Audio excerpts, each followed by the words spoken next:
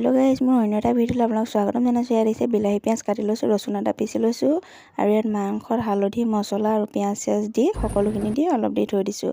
আৰু এতিয়া কেৰাহী গৰম হোৱাত আমি তেল দিছোঁ। তেল দি আলু আৰু ওলকবিখিনি অলপমান আমি ভাজি ল'ম।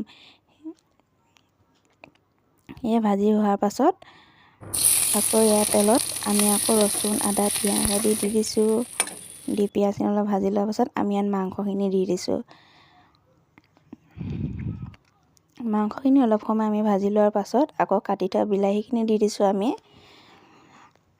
কাটি থোৱা বিলাহীখিনি দি অলপমান ভজাৰ পাছত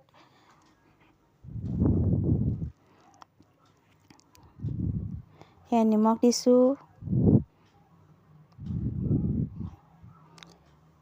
হালধি দিছোঁ। দি মেলি আমি অলপ দেৰি ভাজি ঢাকন দি থৈ দিম। আৰু এতিয়া আমি এয়া অলপ দেৰি ভাজি হোৱাৰ পাছত আমি ফ্ৰাই কৰি থোৱা ওলকবি আৰু আলুখিনি দি দিছোঁ।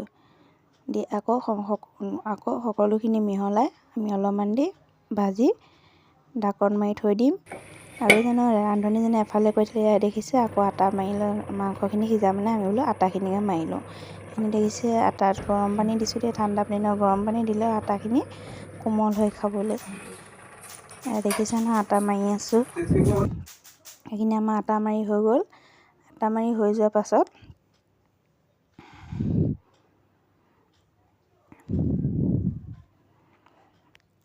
এতিয়া মাংসখিনি ঢাকনখন উঠাইছোঁ।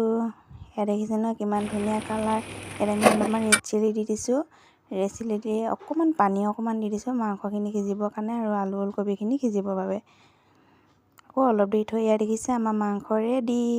আৰু ইয়াত আমি অকণমানি কেঁচা ধনিয়া কাটি দিছোঁ। আৰু পোৱালীজনীয়ে মাংস খাই ভাল পায় দেই, সেইকাৰণে ওচৰতে ৰখি আছে তাই। ঘৰত যে সৰু সৰু ছোৱালী থাকিলে কি কি কৰিব লাগে, একো খাবলৈকে নিবিচাৰে। দেখিছে ন ৰুটি আকৌ হাৰ্ট চিষ্টেমত বনাই দিলেহে খায়, এনেকৈনো নাখায়েই। আকৌ তাইৰ কাৰণে হাৰ্ট চিষ্টেমৰ, পোৱালীজনীৰ কাৰণে হাৰ্ট চিষ্টেমৰ ৰুটি বনাব লগা হৈছে।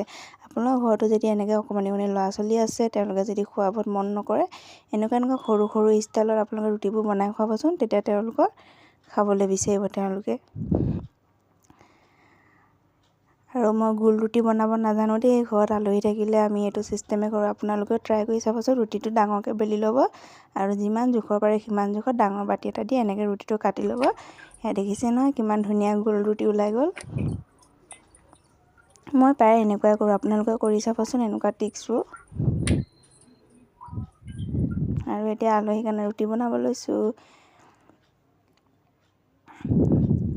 এয়া এখন এখন কৰি সকলোখিনি ৰুটি হৈ গ'ল। আৰু এতিয়া আমাৰ খানা ৰেডি।